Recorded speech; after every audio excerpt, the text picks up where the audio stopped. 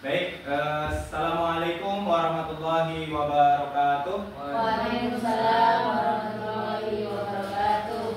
Bapak dan Ibu guru hebat, terima kasih. Perkenalkan, pada hari ini saya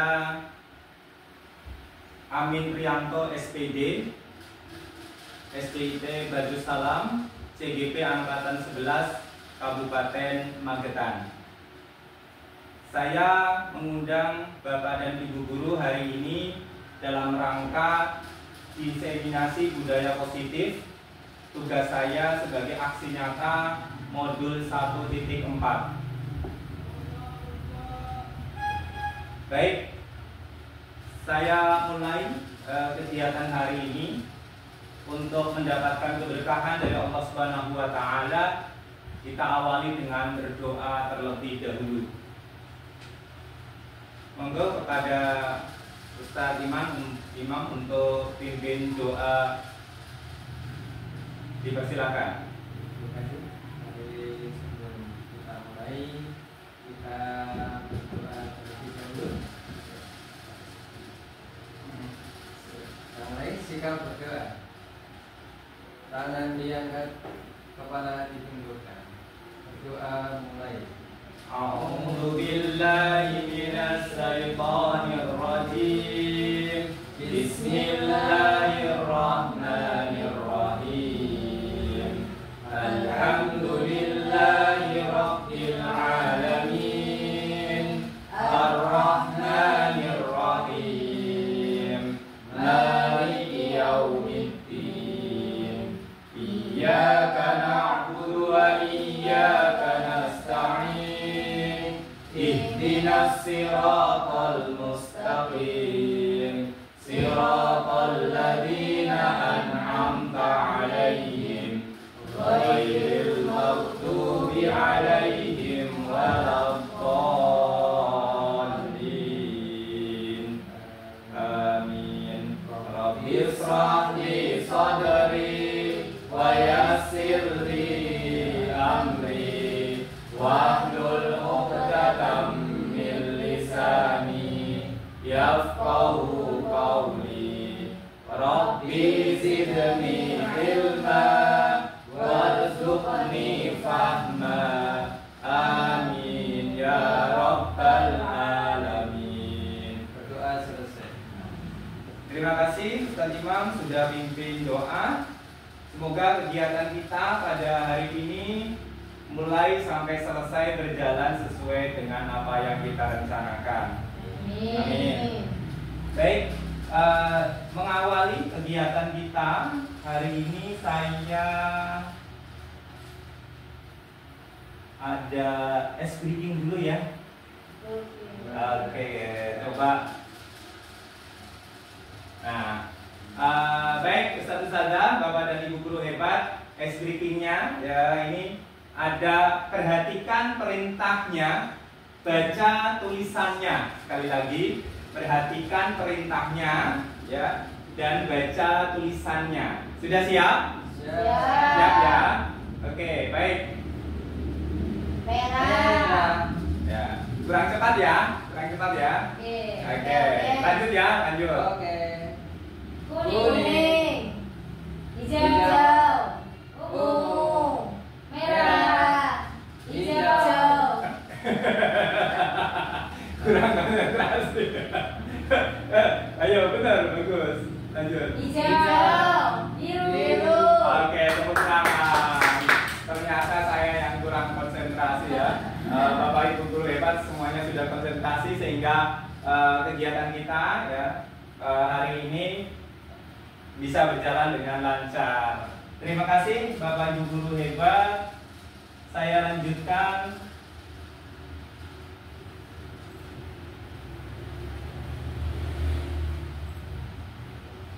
Baik, hari ini ya saya akan menyampaikan tentang penerapan budaya positif. Ya, ini merupakan tugas saya sebagai CGP Angkatan 11 Kabupaten Magetan. Ya, coba di materi ini ya saya ingin berbagi kepada Ustadz dan Ustadzah, Bapak Ibu guru, Ini yang pertama terkait, coba silahkan diangkat tangan kanannya, tangan kanan ya, mengepal gitu ya. Ini adalah ilustrasi. Silakan. Ini ibarat anak-anak kita ya, anak-anak di kelas kita ya, itu seperti genggaman tangan ini. Coba ketika berlawanan, misalkan ustazah berdua silakan berhadapan gitu ya, saya sama Ustadz Imam gitu ya. Ketika saya dengan Ustadz Imam, ketika saya memerintahkan Ustadz Imam untuk membuka tangan ini gitu ya, menyuruh ya, memerintahkan Ustadz Imam membuka tangan ini, setiap anak itu berbeda-beda. Ada yang mau dibuka tangannya, ada yang tidak mau dibuka, ada yang mempertahankan gitu ya. Sehingga sebagai guru gitu ya, bagaimana caranya kita bisa memberikan muatan positif kepada anak gitu ya, agar anak itu mau membukanya secara sukarela gitu ya. Ketika saya sebagai guru memaksa gitu ya, misalkan memaksa ya dengan cara yang pertama itu, ayo buka tangannya gitu kan. Ada anak yang tidak mau membukanya. Ya, ketika saya dengan yang kedua tadi memaksa ya, yang kedua dengan intimidasi misalkan, ayo buka tangannya, kalau tidak saya dengan cara kalau nggak dibuka nanti dihukum gitu, atau nggak dibuka dan lain sebagainya. Begitu juga dengan ketika kita secara pendekatan secara personal gitu ya, misalkan ayo mas dibuka, mungkin anak ini ketika tidak mau dibuka, mungkin saja di dalamnya itu ada permen, ada kue yang tidak ingin, ada sesuatu yang berharga yang tidak ingin dibagikan kepada yang lain, mungkin seperti itu.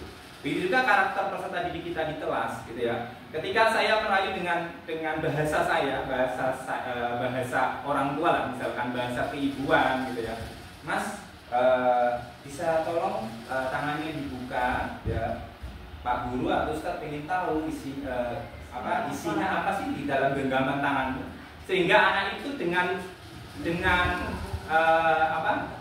kemauannya sendiri ya, dia akan membukanya. Jadi sekali lagi Ustaz dan Ustazah, kita tidak bisa memaksakan kehendak kita kepada peserta didik kita, terutama di kelas gitu ya, memaksakan anak harus belajar, anak harus mengerjakan tugas kita, anak harus mentaati tata tertib, anak harus apa yang kita inginkan. Anak itu punya sifat karakter yang berbeda-beda di kelas kita. Nah, hari ini ya kita akan belajar bagaimana sih ternyata kita ya sebagai guru gitu ya, ilusi guru menurut perubahan paradigma ya, menurut Dr. William mengatakan bahwa ilusi guru mengontrol murid ya. Kita tidak dapat memaksakan murid berbuat sesuatu, seperti halnya tadi memaksakan tangan itu untuk dibuka, memaksakan anak untuk harus bisa matematika, harus bisa bahasa Indonesia, harus bisa bahasa Inggris misalkan. Tidak bisa ya, harus tertib di kelas, tidak bisa ya, karena sekali lagi anak punya karakter yang berbeda-beda. Mungkin ada anak yang karakternya lembut, harus ditangani dengan lembut. Ada juga anak yang memang hiperaktif di kelas, itu juga penanganannya berbeda. Yang kemudian yang kedua, bahwa semua penguatan positif efektif dan bermanfaat. Jadi seperti yang saya sampaikan tadi, ketika kita menyampaikan dari hati ke hati gitu ya, maksudnya dialog, kemudian musyawarah gitu ya, menyampaikan ya, penguatan positif, maka ini akan menjadi bentuk kontrol kita, sehingga anak itu mau mentaati aturan ya, melaksanakan apa yang kita suruh sesuai dengan kemauan dia. Yang ketiga adalah bahwa kritik dan membuat orang bersalah dapat menguatkan karakter ya. Jadi ketika saya tadi mengancam gitu ya, mengkritik kan sama seperti kita menakut-nakuti gitu ya. Ayo buka tangannya, kalau nggak dibuka nanti dapat hukuman. Nah ini juga ternyata itu menjadi identitas dan kegagalan dari siswa. Oh, berarti saya ketika saya tidak bisa membuka berarti saya gagal. Saya tidak akan berhasil dengan kemampuan saya. Oh, saya tidak bisa mengerjakan matematika dan lain sebagainya. Yang keempat adalah orang dewasa memiliki hak untuk memaksa. Seperti yang tadi di awal saya contohkan, akhirnya saya buka tangannya Ustaz Imam gitu ya. Ya kita punya. Tetapi orang dewasa merasa memiliki tanggung jawab ya untuk membuat muridnya berbuat hal tertentu lagi. Jadi kita juga bisa. Nah, tetapi dari pilihan ini, dari 4 pilihan ini, ya menurut saya yang paling besar pengaruhnya adalah tentang penguatan positif atau budaya positif. Karena dengan budaya positif ini, anak bisa mematuhi nasihat kita, mematuhi perkataan kita, ya, atas kemauan, atas kesadaran anak itu sendiri. Nah, ini juga ada tabelnya ya, sebagai contoh paradigma stimulus respon gitu ya. Contoh realitas kebutuhan kita sama ya. Kemudian teori kontrolnya tentang dunia, realitas kebutuhan kita berbeda. Saya lanjutkan. Nah, maka dari itu kita perlu adanya disiplin di sekolah ya, yaitu menciptakan lingkungan positif ya. Salah satu strategi meninjau kembali penerapan disiplin di sekolah. Apakah sekolah kita sudah menerapkan budaya positif atau belum? Ya, maka dari itu saya sebagai CGP angkatan 11 Amin Rianto hari ini diseminasi budaya positif agar Bapak Ibu semuanya tahu ya, mengetahui tentang apa itu tentang budaya positif. Yang pertama disiplin positif. Makna kata disiplin dapat dimaknai menjadi sesuatu yang dilakukan seorang pada orang lain untuk mendapatkan kepatuhan. Yang kedua, kita cenderung kata disiplin dengan ketidaknyamanan. Ya. Disiplin positif merupakan cara penerapan disiplin tanpa kekerasan dan ancaman dalam penggunaan, melibatkan komunikasi tentang perilaku efektif, melibatkan orang tua dan anak. Nah, ini semuanya selaras ya, sesuai dengan pemikiran filosofi Ki Hajar Dewantara. Pengajaran adalah sebuah proses pendidikan dalam memberikan ilmu atau manfaat untuk kecakapan hidup secara lahir dan batin.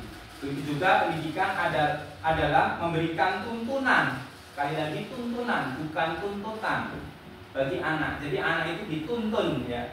Dituntun itu dibimbing, diarahkan ya. Menurut Ki Hajar Dewantara terhadap segala kekuatan kodrat yang dimiliki anak agar anak mampu mencapai keselamatan dan kebahagiaan setinggi-tingginya sebagai seorang manusia maupun sebagai anggota masyarakat.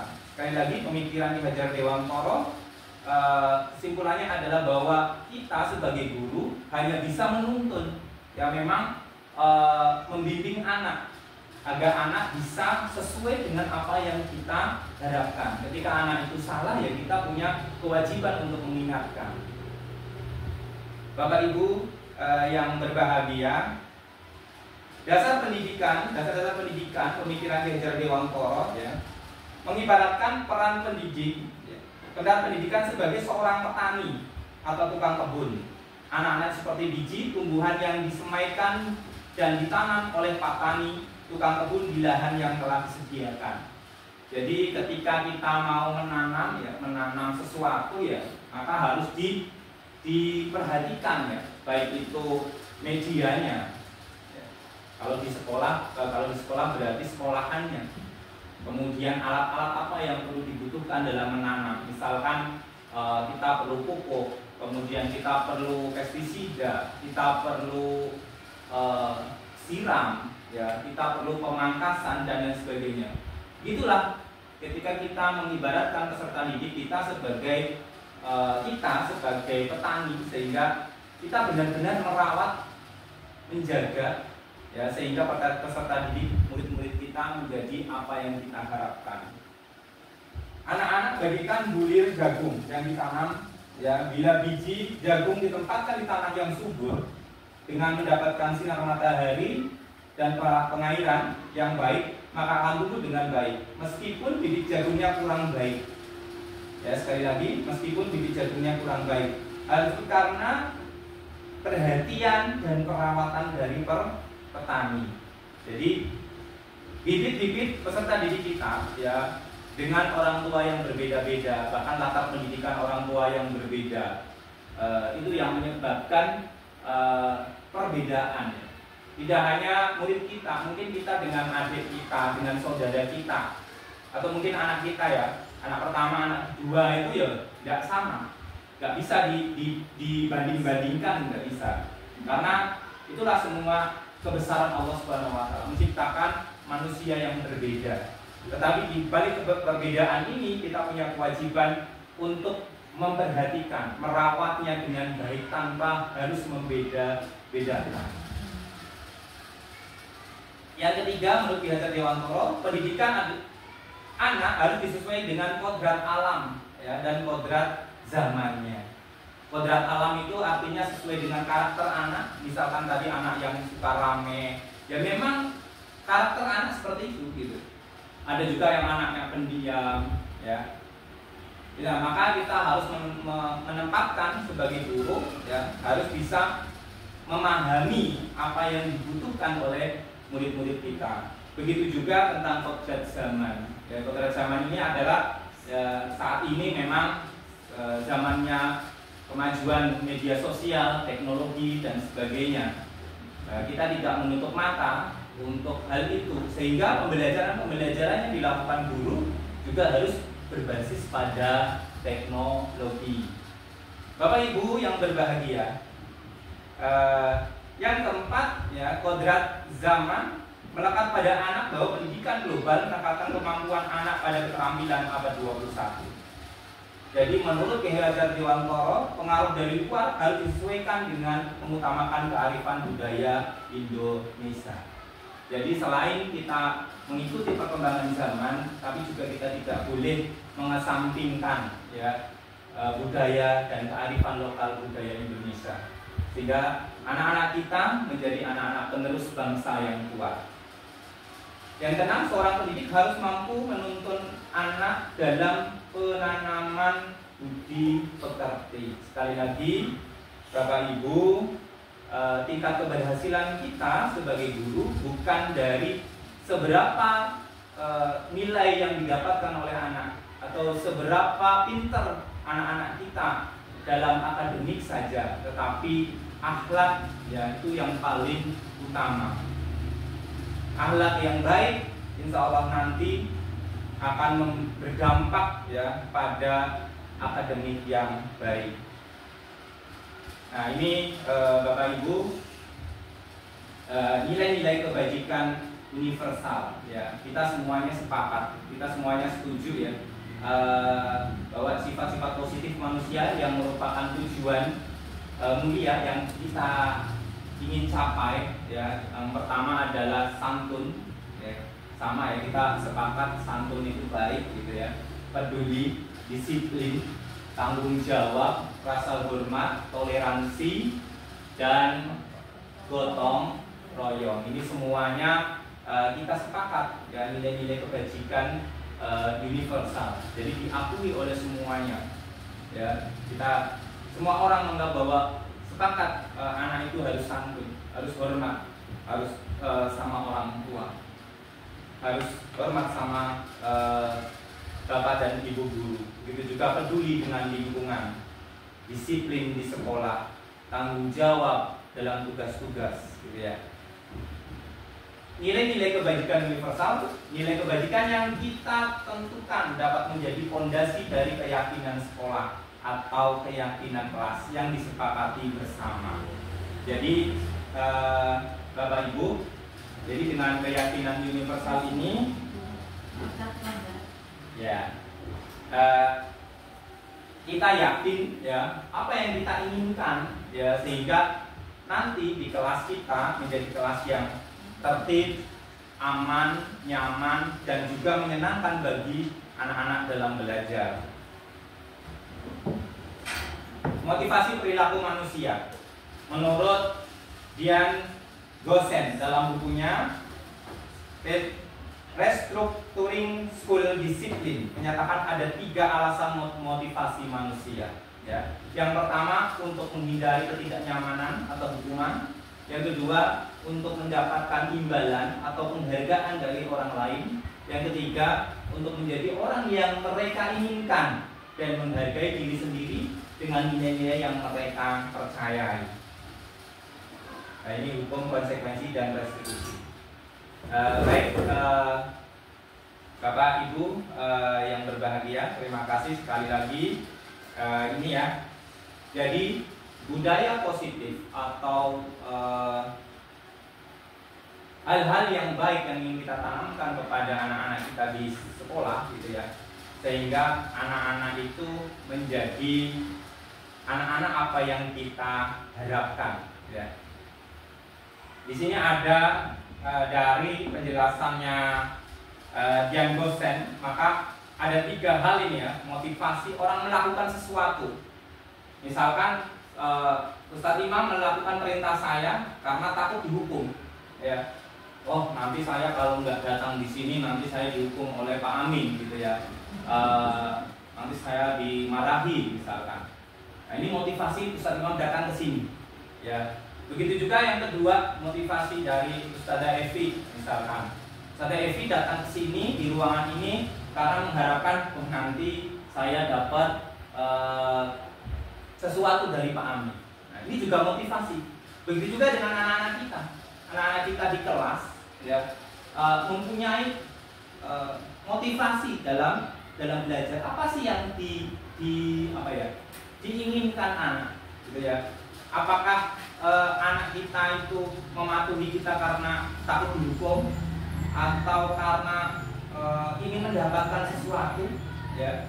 Misalkan yang dapat 100 dapat hadiah roti misalkan atau jajan. Nah, ternyata apa yang kita lakukan selama ini, ya ini ya Bapak Ibu guru ya, itu juga termasuk saya pribadi, gitu ya. Apa yang selama ini saya sebelum saya jadi CGP angkatan 11 ini, saya sebelum belajar tentang budaya positif ini, saya masih melakukan hal-hal ini, ya. Saya masih menghukum anak, kemudian saya masih memberikan imbalan kepada anak, tetapi itu semuanya keliru, ya. Tidak sesuai dengan apa yang diajarkan, yang disampaikan oleh Ki Hajar Dewantoro. Coba Bapak Ibu, ini ada perbedaan antara hukuman dan restitusi. Ada yang tahu? Ustadz Imam, hukuman itu apa? Hukuman itu apa? Gak apa-apa, disampaikan saja sebisanya. Hukuman itu apa? Hukuman itu adalah sesuatu yang dilakukan kepada murid karena melanggar. Ya, sesuatu yang diberikan kepada murid karena dia melanggar peraturan sekolah misalkan atau peraturan kelas, gitu ya. Oke, ada lagi dari Bu Ratna? Saudara Ratna? Sama, saya menambahi dari Pak Imam. Ya. Hukuman itu adalah sesuatu yang bukan diberikan oleh orang lain karena akibatnya melanggar suatu aturan yang mungkin tujuannya untuk membuat si pelaku itu jerah. Ya. Oke. Baik. Hukuman pada dasarnya berarti itu adalah sebuah bisa jadi secara lisan, secara fisik, ya, secara fisik, gitu kan. Misalkan nanti dihukum untuk membersihkan WC, misalkan tidak mengerjakan PR, membersihkan WC, ya. Apakah itu sudah tepat? Gimana? Saudara Puput, tepat nggak? Misalkan ada anak tidak mengerjakan PR, gitu ya, atau tugas, gitu, atau mungkin ramai di kelas, kemudian dapat hukuman membersihkan kamar mandi. Kira-kira itu sesuai apa tidak? Kalau untuk saya sendiri itu kurang tepat karena kan tadi sebelumnya apa itu pelanggarannya tidak mengerjakan PR. Jadi hukuman atau sanksi yang diberikan yang patut yaitu mengerjakan PR dulu, baru apa itu minta maaf dan setelah itu apa ya? Mungkin dikasih sanksi berupa denda.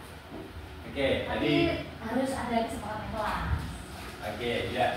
Baik, itu hukuman ya yang selama paradigma yang kita pahami sampai hari ini ya, sebelum mempelajari modul 1.4 ini ya, hukuman ya kebanyakan adalah tidak sama seperti apa yang dilakukan anak, atau pelanggarannya tidak sama, hukumannya tidak sama seperti pelanggaran, atau juga hukuman itu sifatnya fisik gitu ya, misalkan suruh lari dan lain sebagainya. Coba ini ada yang berikutnya, bentar ya, sebelum kita ini saya lanjut ke ini dulu, restitusi.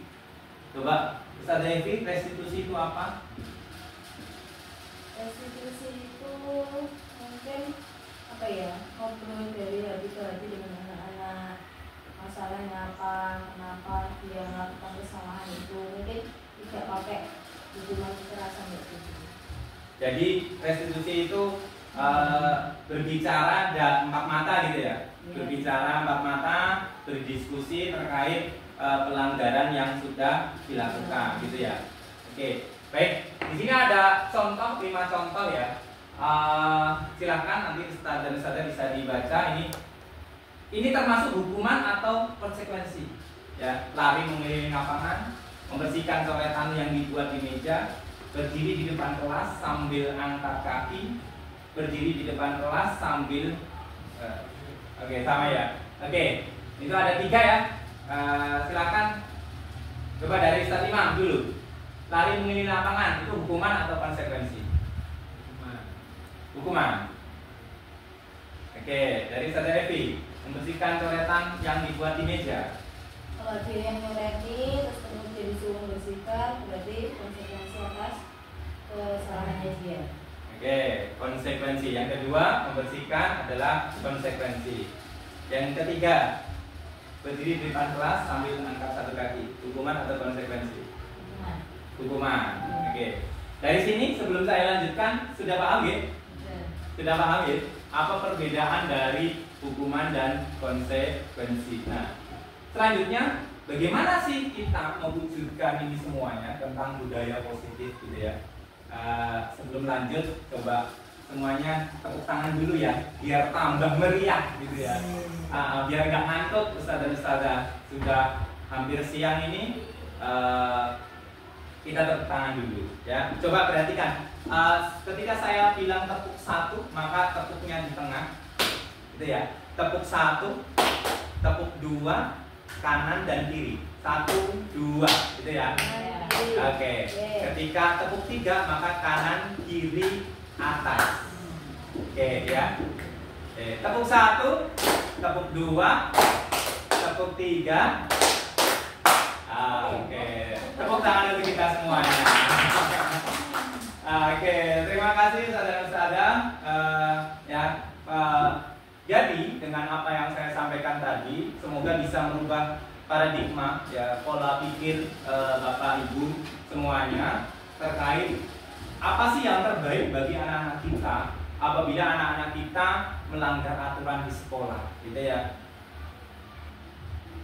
Nah, ini dihukum oleh penghargaan. Jadi ternyata seperti yang tadi disampaikan di awal, bahwa ketika anak mendapatkan sesuatu karena mengharapkan imbalan, gitu kan? Mengharapkan penghargaan, misalkan di kelas 5C, bagi anak-anak yang dapat nilai 100 nanti dapat hadiah dari Ustaz Amin. Ternyata ketika saya tidak masuk atau mungkin saya ada tugas luar digantikan dengan tugas puput, yang di kelas saya itu akan tertib ketika saya yang mengajar, karena anak-anak mindsetnya, pola pikirnya dia akan berpikir, oh nanti saya dapat hadiah dari Ustaz Amin, gitu kan. Tapi ketika yang ngajar Ustaz Puput, pelit, Ustaz Puput nggak ngasih hadiah, maka anak-anak akan ramai lagi di kelas, tidak tertib lagi, gaduh lagi dan lain sebagainya. Nah ini makanya ini juga melakukan hukuman. Jadi memberi hadiah ternyata bukan bagi kita mungkin baik, tapi ternyata bagi anak-anak kita itu tidak menjadi motivasi, tidak menjadi motivasi. Justru ini menjadi hukuman bagi anak-anak. Jadi menurut pernyataan Alfie Kohn, ya, pengaruh ini adalah pengaruh jangka panjang dan jangka pendek, gitu ya. Jangka panjangnya itu tadi ketika tidak ada hadiahnya, ya maka tidak tertib lagi. Ya. Kalau jangka pendek tadi, ketika saya tidak ada dengan orang lain, maka juga tidak akan tertib lagi. Gitu. Jadi tidak ada kesadaran dalam diri anak dalam mematuhi aturan-aturan yang ada di sekolah. Begitu juga penghargaan ini juga merusak hubungan. Misalkan ketika saya masih ngasih, anak-anak masih respect dengan saya. Tapi ketika saya tidak ngasih lagi, anak-anak jauh dari saya, tidak dekat lagi. Jadi memberi hadiah ini ternyata juga menjadi hukuman bagi anak-anak. Yang ketiga, penghargaan mengurangi ketepatan.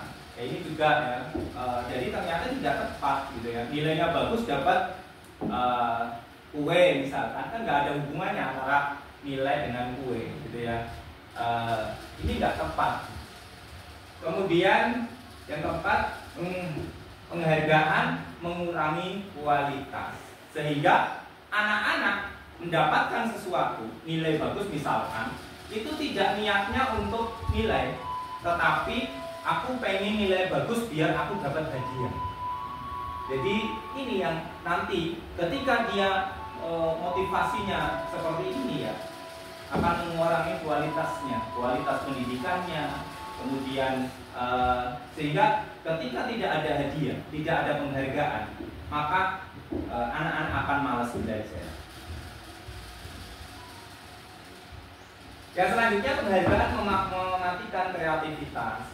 Jadi sekali lagi ya, ketika semuanya itu ada imbalan, maka anak-anak ya tidak leluasa dalam berkreasi. Tidak leluasa dalam berkreasi, ya. Dia akan melakukan apa yang diperintahkan. Kalau nggak diperintahkan ya nggak melakukan apa-apa, ya. Kalau aku nggak disuruh sama Ustadz, saya tidak perintahkan, sehingga anak-anak tidak berpikir untuk mengembangkan kemampuannya. Ya, ini juga penghargaan termasuk menghukum, seperti yang saya sampaikan di awal. Ya, jadi sekali lagi, menyenangkan bagi anak itu bukan semata-mata hanya bisa dinilai dengan materi. Ternyata ini semuanya ini adalah bentuk hukuman bagi anak-anak. Dari motivasi diri dan motivasi dari dalam diri. Sehingga sekali lagi, anak-anak melakukan sesuatu itu bukan karena niatnya dari dalam diri anak sendiri, tetapi karena saya nanti kalau saya tertib di kelas, saya nanti tidak dihukum, saya akan dapat hadiah, saya akan populer, misalnya kayak gitu, dan lain sebagainya. Ini semuanya, ini. Maka dari itu dengan masalah-masalah itu, ya, maka kita butuh solusi, ya, solusi yang tepat untuk penanaman budaya positif di sekolah atau di kelas, ya, itu dengan cara pendekatan restitusi. Apa itu restitusi? Seperti yang disampaikan oleh Saudara Evi tadi, ya. Jadi bicara empat mata terkait apa sih yang sudah dilanggarnya, apa sih kesepakatan yang sudah dilanggar, sehingga anak itu nanti akan mengakui kesalahannya, dan anak itu akan menyadari kesalahannya, sehingga anak itu tidak akan mengulangi kesalahan di masa yang akan datang. Pendekatan restitusi untuk menciptakan disiplin positif. Restitusi merupakan proses menciptakan kondisi anak untuk memperbaiki kesalahannya. Ini ya sama seperti yang tadi disampaikan oleh Ustazah Evi, sudah tepat. Yang berikutnya, ciri-ciri restitusi. Nah, ini biar paham semuanya, gitu. Jadi restitusi bukan untuk menebus kesalahan. Ya, sekali lagi, restitusi bukan menebus kesalahan, namun untuk belajar dari kesalahan. Jadi restitusi itu untuk belajar dari kesalahan. Restitusi memperbaiki hubungan. Jadi sehingga hubungan antara guru dan siswa itu tidak tidak renggang, ya. Ketika anak salah, melanggar aturan kemudian dihukum, maka dalam hati anak itu akan merasa, oh aku nggak seneng kalau Ustadz Imam galak misalkan, ya aku nggak suka sama ustadzah ini galak, aku suka dengan ustadzah ini karena ustadzah ini baik hati. Nanti anak itu akan membeda-bedakan, ya, sehingga ini akan bermasalah di kemudian hari.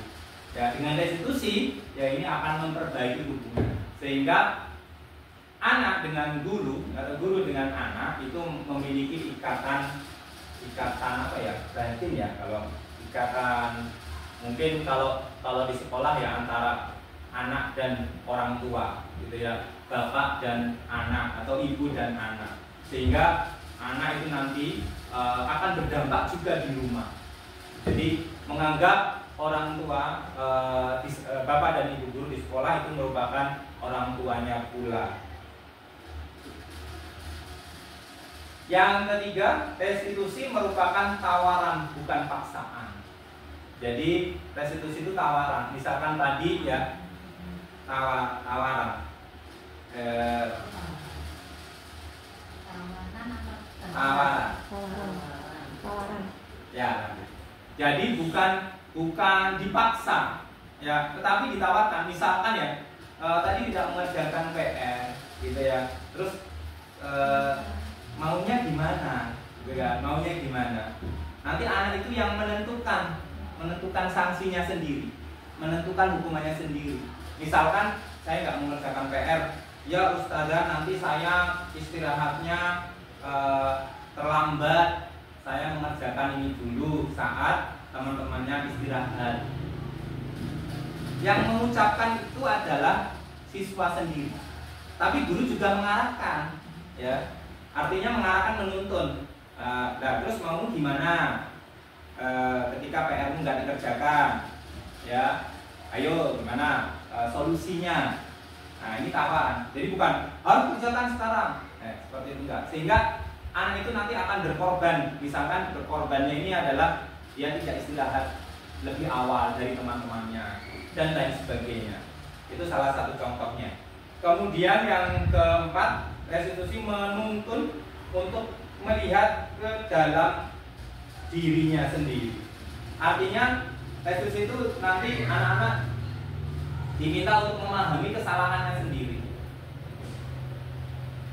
Untuk memahami kesalahannya sendiri, sehingga dia nanti akan berusaha untuk memperbaikinya, ya.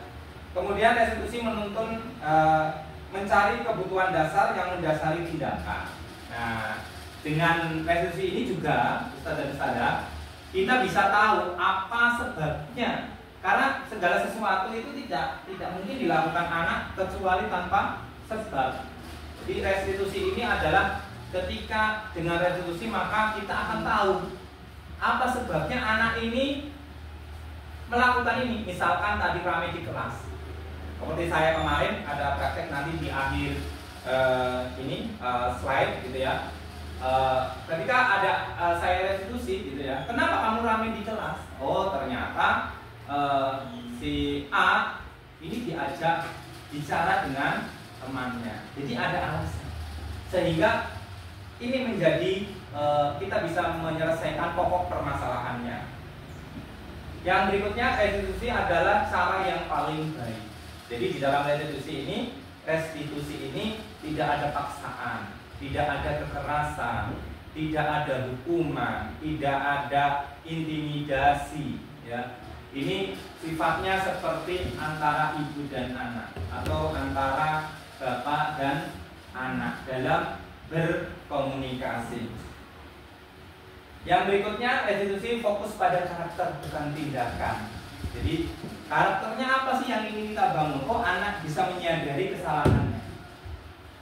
Jadi kesalahan kita yang lalu adalah ketika menghukum, misalkan si A kita hukum gitu ya, maka besok akan mengulangi lagi, ya, nggak mengerjakan tugas misalkan, karena dihukum nih, dihukum membersihkan kamar mandi, senang dia membersihkan kamar mandi, besok saya nggak usah mengerjakan tugas lah biar dihukum lagi gitu ya. membersihkan kamar mandi. Karena apa? Dengan membersihkan kamar mandi maka saya di luar kelas tidak belajar. Senang ya. Sehingga karakter anak itu malah justru dengan hukuman tidak memperbaiki permasalahan. Jadi malah enak, malah mainan air di kamar mandi dan lain sebagainya. Sedangkan tugasnya tidak dikerjakan. Ini karakternya ini yang nantinya tidak akan muncul, gitu ya. Sehingga anak mau merubah apa yang dilakukan menjadi hal yang positif. Kemudian restitusi menjadi penguat. Sekali lagi penguat ini artinya ya tadi sehingga anak itu punya motivasi tinggi dalam saya berarti sudah melanggar aturan ya. Saya sudah melanggar kesepakatan kelas. Sehingga saya besok lagi tidak akan melanggarnya lagi. Nah, ini restitusi fokus pada solusi. Ya, jadi solusinya apa? Ya, tidak mengerjakan tugas, ya kerjakan tugasnya. Gitu. Ketika kita prioritasnya pada hukuman, maka tugasnya nggak selesai. Tugasnya nggak selesai bersihkan kamar mandi. Lah, PR-nya atau tugasnya ya nggak dikerjakan, sama saja.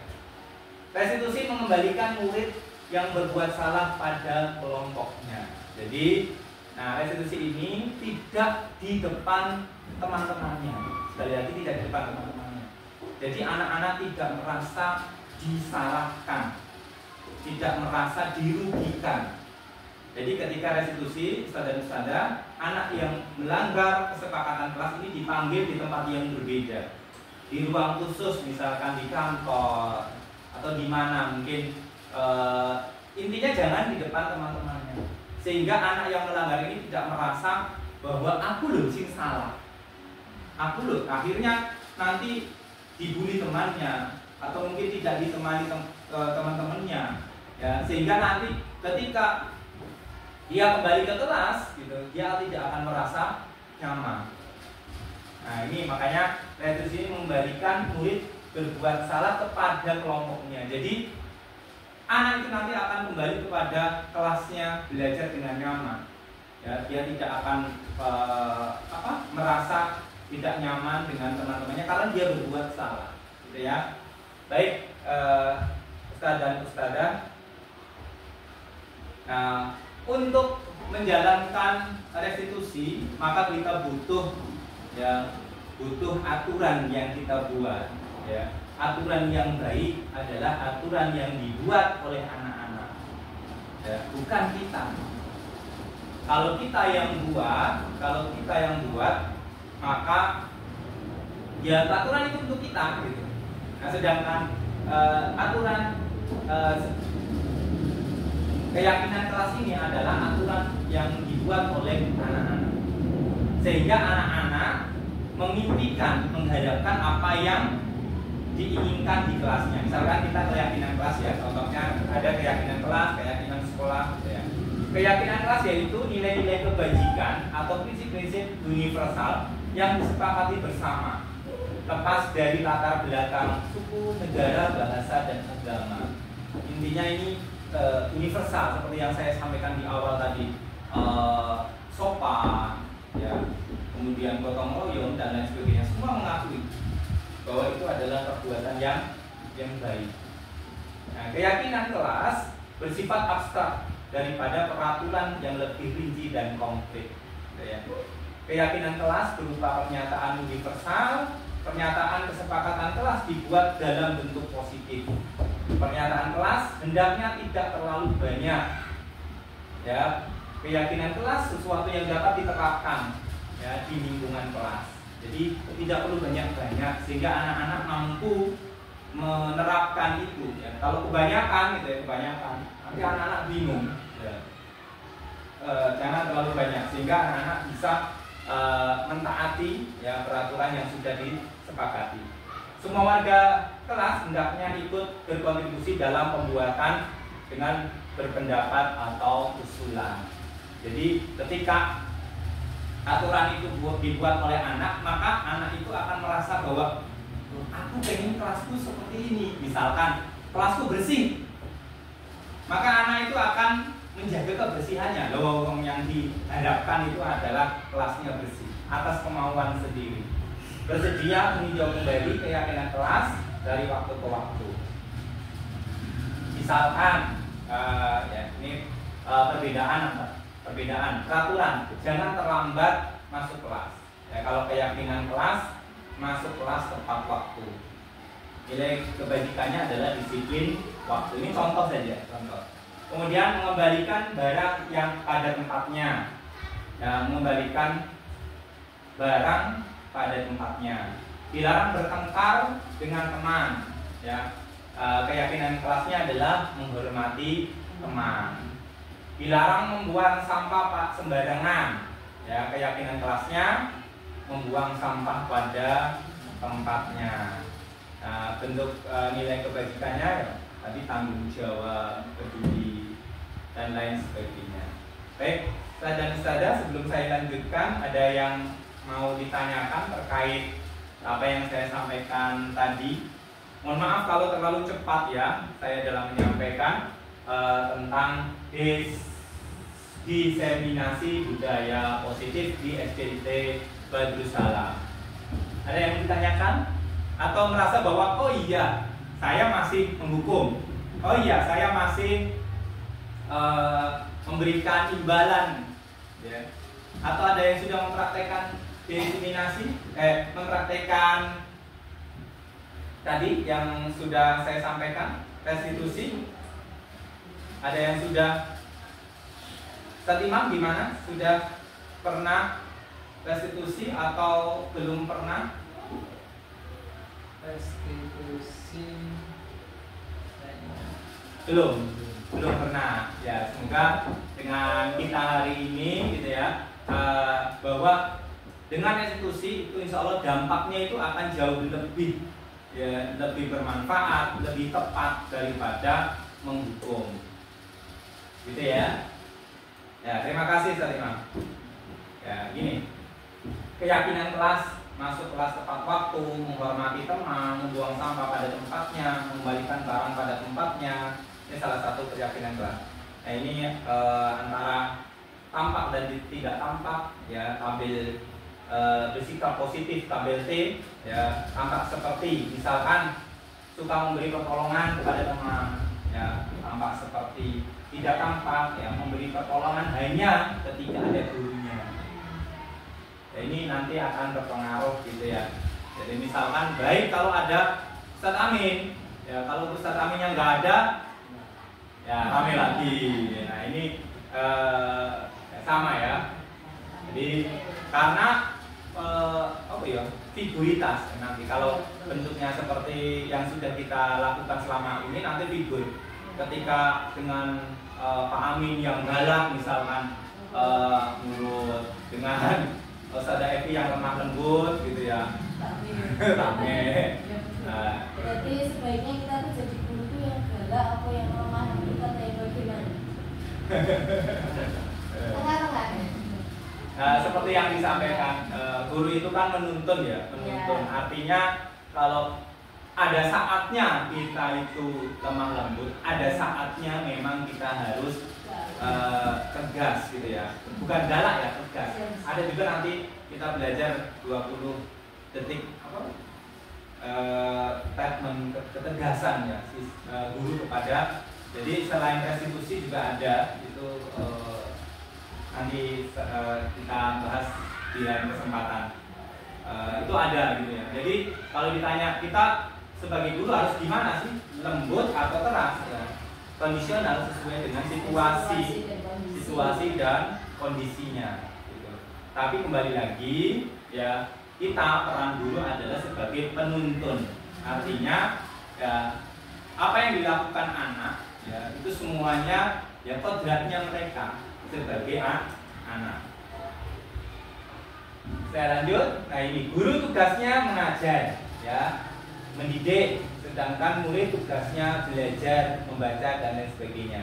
Guru tugasnya bukan menyakiti atau disakiti, memaksa untuk belajar. Tugasnya guru bukan menyakiti, Nah, ini tugasnya murid ya, Iya. terbalik murid ya, sama. Jadi ada korelasi atau timbal balik antara siswa atau murid dan guru. Nah, ini saudara-saudara, ada 5 kebutuhan dasar manusia, gitu ya. Yang pertama kebutuhan bertahan hidup, kebutuhan cinta kasih, sayang, kesenangan, penguasaan dan kebebasan. Kebutuhan dasar, gitu ya.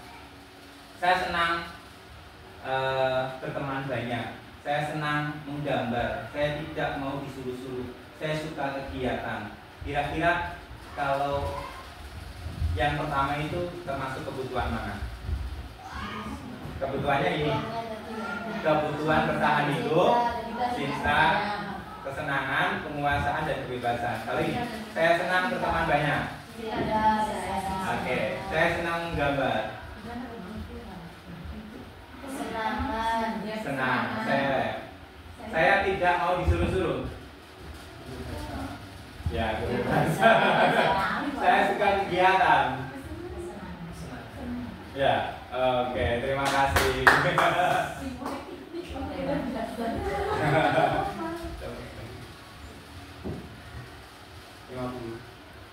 Oke, saya lanjutkan ya.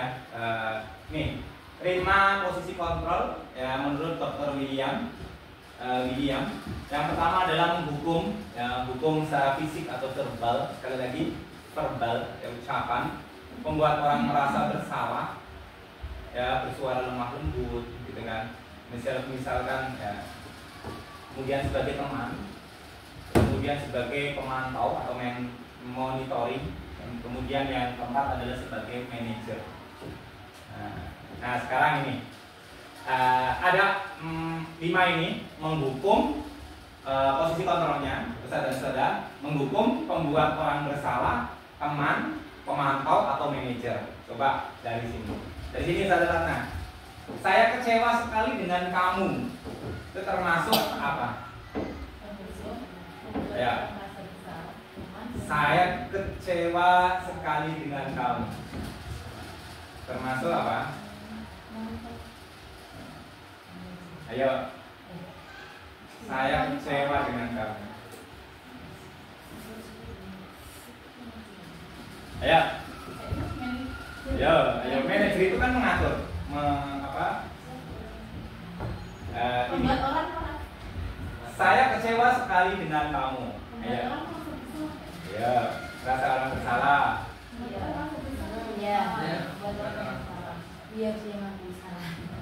Nah, seperti yang saya sampaikan, menghukum itu ada fisik dan verbal.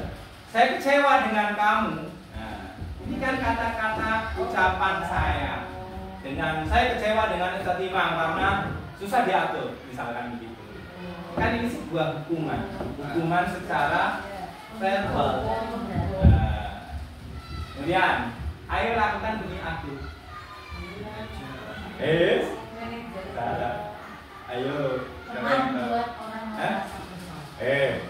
Ayo lakukan demi aku. Teman. Ya. Jadi posisi kontrolnya ketika kita. Jadi sekali lagi, guru itu dapat memposisikan 5 ini ya. Kita bisa jadi temannya anak-anak, kita bisa jadi manajernya anak-anak. Ya, kita juga seperti tadi Ustaz Evi, apakah kita bisa menghukum? Ya ada. Jadi guru itu boleh lembut, boleh keras. Memang kita diposisikan 5 sesuai dengan 5 ini. Ya, bagus ya, tadi sebagai teman. Yang ketiga, ingat bukan apa yang telah saya lakukan untuk kamu. Ingat bukan apa yang telah saya lakukan untuk kamu.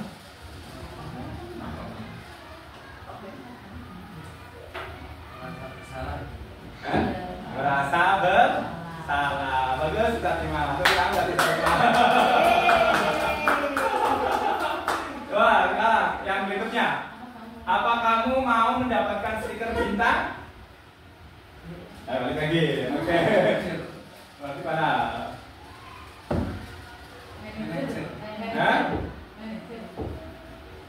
Apakah kamu mau mendapatkan stiker bintang?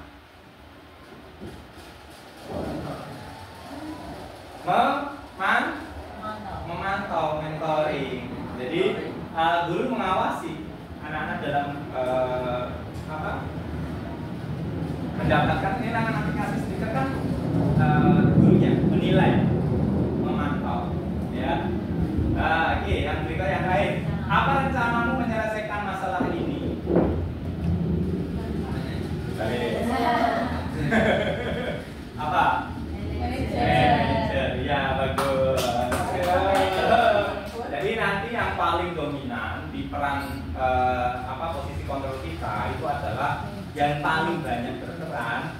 itu adalah manajer, gitu ya. Jadi kita itu nanti akan menemani ya bersama, berbuat sesuatu bersama murid untuk menemukan solusi.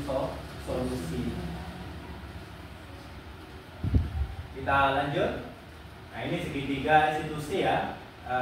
Saya tidak panjang lebar menyampaikan, gitu kan. Yang pertama menstabilkan identitas, menanyakan keyakinan, validasi tindakan yang salah.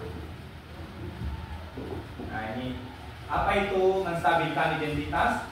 Berbuat salah itu tidak apa-apa. Tidak ada manusia yang sempurna.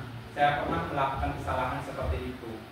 Nah, ini bahwa ketika anak berbuat sesuatu yang salah, kita jangan sampai menyalahkan anak secara utuh 100%. Bahwa kamu salah, kamu rame, kamu salah. Tidak.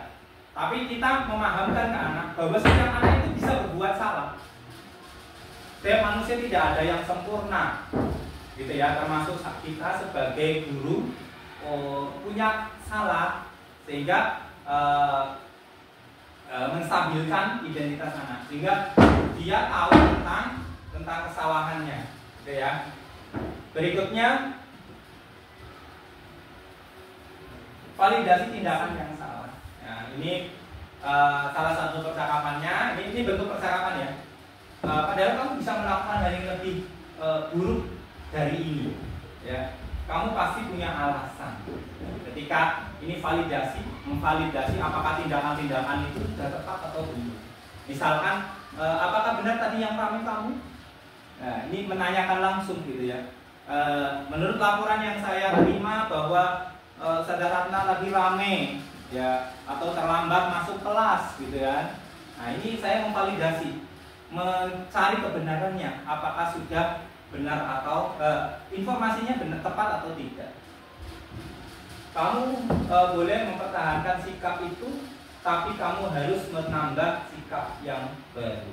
Jadi dengan validasi tindakan yang salah ini nanti ada perubahan, ya, perubahan memahami kesalahannya, sehingga yang ini adalah menanyakan keyakinan. Tadi ya, ada yang terlewat, menanyakan keyakinan itu yang di apa yang kamu percaya sebagai kelas atau sekolah. Apa nilai-nilai yang telah kita sepakati? Ya, ini jadi anak-anak diminta untuk berpikir, ya, kesalahan apa yang sudah dilakukannya. Misalkan tadi ramai di kelas, berarti ada kesepakatan kelas yang sudah dibuat yang mereka sudah langgar. Ya, misalkan tadi membuang sampah sembarangan, berarti ada kesepakatan kelas. Tadi di awal ada kesepakatan kelas membuang sampah pada tempat sampah. Nah, oh ternyata anak ini sudah melanggar kesepakatan kelasnya.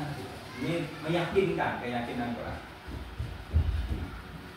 Sehingga dengan keyakinan ini, maka anak itu akan menyadari kesalahannya, sehingga anak itu akan tidak akan mengulangi kesalahan yang sama. Ya, di keyakinan kelas ini nanti anak itu akan mencari solusi, ya, bersama guru, sehingga solusi apa sih yang terbaik di selanjutnya. Baik, Ustaz dan Ustazah, ya, ini ada penerapan segitiga restitusi, ya, dari saya, bisa dilihat. Nah, ini sebagai salah satu contoh saja, ya, tentang penerapan restitusi yang saya lakukan di sini.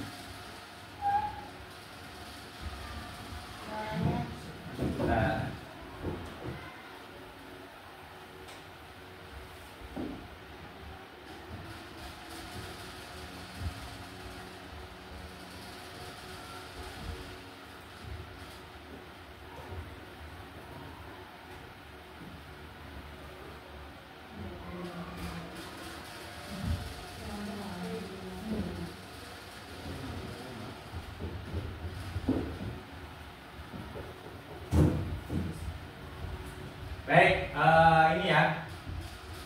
Mohon maaf ada kendala audio.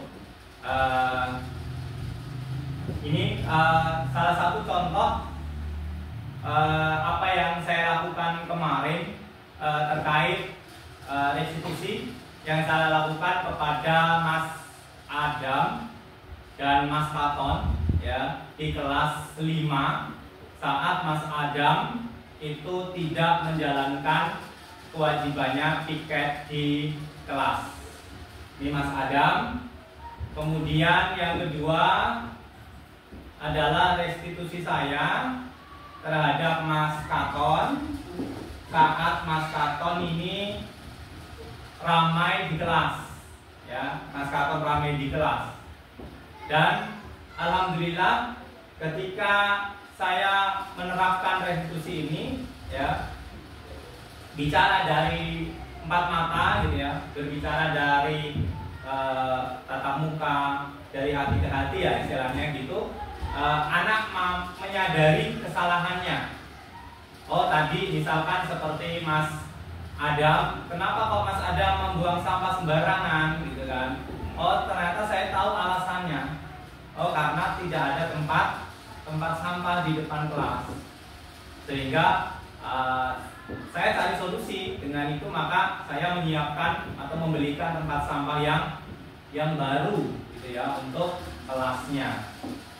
Begitu juga seperti Mas Katon gitu ya, tidak ramai di kelas. Oh Mas, kita tahu sebagai guru ternyata Katon ini ramai di kelas karena dia diajak bicara, ngobrol sama Faris.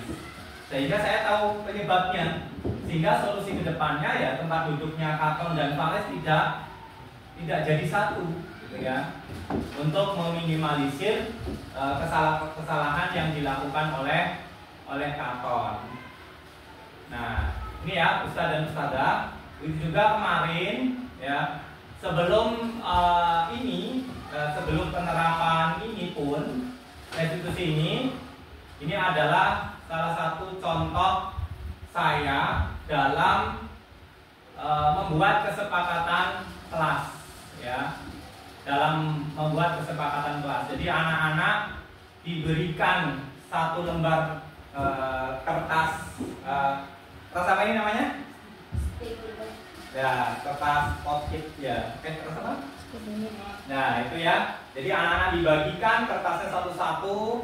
Kemudian anak ini menulis apa yang diinginkan oleh anak-anak, sehingga itulah ya yang diinginkan anak-anak menjadi kelas yang aman, nyaman, dan bahagia belajar di kelas gitu ya. Nah ini mereka dengan antusias menempel di depan ya aturan-aturan kesepakatan yang disepakati bersama. Nah, ini salah satu contoh ya kesepakatan kelas di kelas 5C. Baik Ustadz dan Ustadzah, demikian yang saya sampaikan terkait diseminasi budaya positif di SDIT Batu Salam, Kecamatan Pawudaran, Kabupaten Magetan. Sekali lagi saya ucapkan terima kasih kepada Ustadz dan Ustadzah sudah hadir di sini menemani saya sebagai saya Amin Trianto SPD sebagai CGP Angkatan 11 Kabupaten Magetan.